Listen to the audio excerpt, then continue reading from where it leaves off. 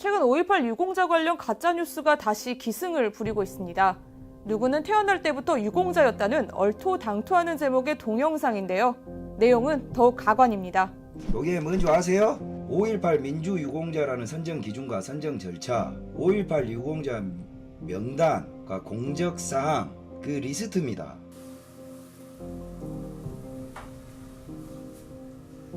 여러분, 유공자가 뭐예요?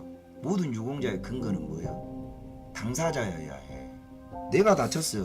그러면 내가 당사자야. 내가 죽었어. 그러면 그 죽은 사람이 유공자야. 그 유공자의 배우자는 유공자의 배우자야. 자, 여기 88년생도 있어.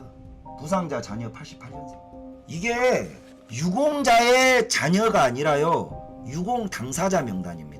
88년생 5.18 있는지 8년 지난 가인의 뭐이마가 5.18 유공자 당사자라니까. 그 5.18 유공자 예우에 관한 법을 보면 4조에 5.18 유공자와 그 유족 또는 가족이 이 법에 따른 예우를 받는다고 돼 있어요. 유공자라 함이 그 당사자뿐만 아니라 유족이나 가족도 포함하고 있는 거거든요. 5.18 부상자의 자녀, 82년생, 88년생이 유공자 당사자다 이런 말을 하시는데 이건 사실 모순이고 법을 잘못 이해하신 거예요. 이분들, 그러니까 5.18 부상자의 자녀는 당사자로서 이 혜택, 어떤 보훈이나 혜택을 받는 게 아니라 당사자의 유족이나 가족으로서 예우를 받는 거거든요.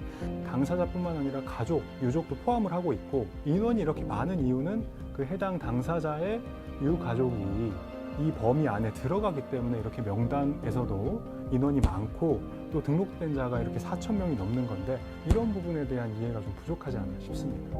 1980년생이야.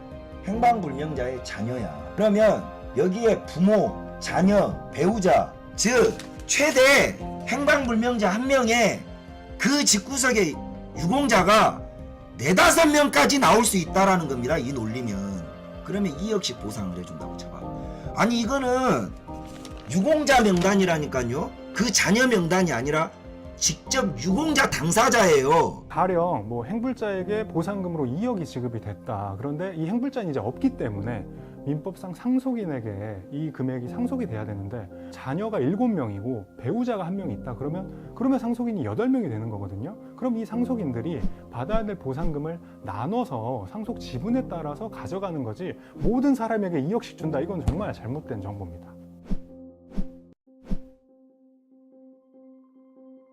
80년 당시에 그 임산부가 한 분 계셨어요. 이 임산부가 그 연행돼 가지고 배를 걷어채이고 이런 그 것이가 있어가지고 그 임산부 당사자도 5.18 관련자로 인정이 되셨고 뱃속에 있던 태아가 이제 태어나게 된 거죠. 나중에 이제 어떤 장애가 발생을 하니까 그거에 의해서 보상을 받은 걸로 알고 있거든요.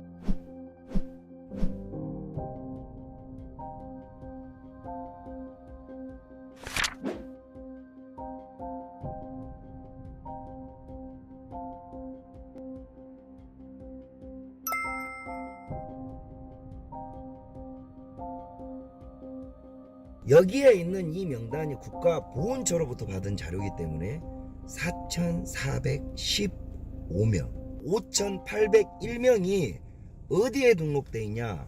광주광역시 5.18 보상위원회에 등록된 5.18 유공자 명단입니다. 국가보훈처에 미등록한 자들이 1,400명이 존재한다는 거예요. 이게 바로 5.18 보상위원회라는 인간들이 국가보훈처에 등록되지 않는 미등록 인원들을 1,400명 정도를 보유하고 있다는 겁니다. 5.18 유공자 지정 관련 법률은 5.18 민주화운동 보상을 결정하는 5.18 보상법과 5.18 희생자, 민주화 유공자 예우를 결정하는 5.18 예우법으로 나뉘어 있습니다. 두 법안의 역할은 다릅니다. 5.18 유공자 예우는 보상법 대상자 중 신청하면 심사를 거쳐 그 대상을 선정하는데 보상법 대상자 중 신청하지 않은 사람도 있고 사망, 국적 상실, 재혼 등으로 가족에 해당하지 않게 되거나 국가보안법과 형법 위반 등으로 실형을 선고받아 본인과 가족 모두 예우를 받을 권리가 소멸한 경우도 있습니다. 그래서 광주시에 등록된 보상법 대상자와 유공자 대상자는 당연히 차이가 있는 겁니다.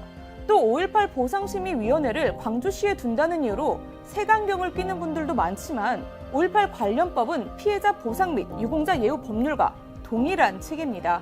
게다가 보상자 심사도 엄격합니다.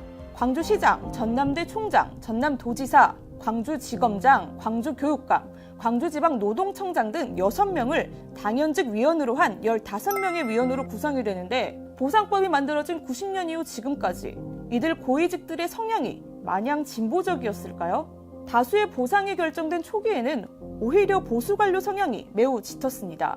그런데도 광주에서 심사가 이뤄졌다고 꼬투리 잡는 건 떼쓰기에 불과합니다.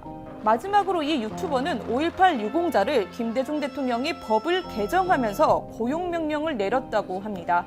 자, 이 고용명령이 취지가 뭐냐? 김대중이가 이걸 만들었는데 말 그대로 대무질하던 인간들이 80년대에 20살이야. 근데 김대중 들어가가지고 이게 40살이 됐는데 이것이 취업이 되겠어요? 안 되니 이런 새끼들을 강제 취업시키기 위한 법이 바로 이 고용명령인데, 고용명령이라는 표현을 자꾸 쓰고 계신데요. 사실 고용명령이라는 표현 자체가 이미 잘못된 겁니다. 우리 5.18 예우에 관한 법률에 제24조에 의해 기업체 등의 우선 고용 의무가 있을 뿐입니다. 그러니까 누군가가 명령을 해서 강제로 이걸 들어라 하는 게 아니라 고용해야 될 의무가 있다라는 건데, 이 부분에 관해서 그 해당 기관 혹은 사업장에서 채용을 하지 않을 수도 있어요. 그 의무를 이행하지 않았을 경우에는 페널티를 제하는 구조고요. 선택 문제입니다. 그렇게 2002년도에 나이 40짜리가 고용명령을 통해 가지고 들어갔어. 근데 요것이 2002년에 10년 지나면 2012년입니다. 그러면 50대죠. 거기에 지금 7년 더하면 57이야. 자, 57이면은 지금 딱 뭐다? 국장급이야. 2천 몇백 명이 국장급인데, 자, 이 국장급들은 다 뭐야? 인사권, 진급권을 가지고 있어요. 아마 회사나 공공기관이나 이런 곳에서 이런 곳을 다녀보시질 않으신 것 같아요. 이게 어느 조직이나 피라미드 형태로 갔기 때문에 우리 아까 그 5.18 유공자 수, 공개된 5.18 유공자 명단에 그 유가족 수가 4,000명 정도였는데 그중에 2,000명이 넘는 사람이 국장급 관부다. 이게 도대체 그런 조직이, 그러면 2명 중에 1명이 국장이란 얘기인데 그런 조직이 과연 존재할지 저는 좀 의문이네요. 최근 5.18 광주 민주화운동 당시 계엄군이 공군 수송기로 시체를 광주 밖으로 운반했다는 군 비밀 문건이 발견됐습니다. 1981년 육군의 소요 진압과 그 교훈 문건에 따르면 80년 5월 25일 김해에서 광주 구간을 오간 공군 수송기의 운행 기록에 시체라는 표현이 기입돼 있습니다. 5.18 당시 군인 사망자 23명은 성남 비행장을 통해 옮겨졌고 군 기록에는 영현으로 표기돼 당시 김해로 옮겨진 시체는 군인이 아닌 민간인 사망자일 가능성이 높다는 분석입니다. 5.18 당시 행방불명돼 아직 시신을 찾지 못한 사람은 76명에 이르고 광주에서 11차례 진행된 암매장 발굴에서는 단 한 구의 시신도 찾지 못한 바 있습니다. 지난해 5.18 기념식에서는 7살 난 아들 창영군을 잃어버린 이 기복 씨의 가슴 아픈 사연이 극 형식으로 재현돼 행불자 가족의 고통을 증언했습니다. 우리의 이웃들이었습니다. 아무리 찾아도 한 번 간 아들은 오지 않고 소리도 없습니다.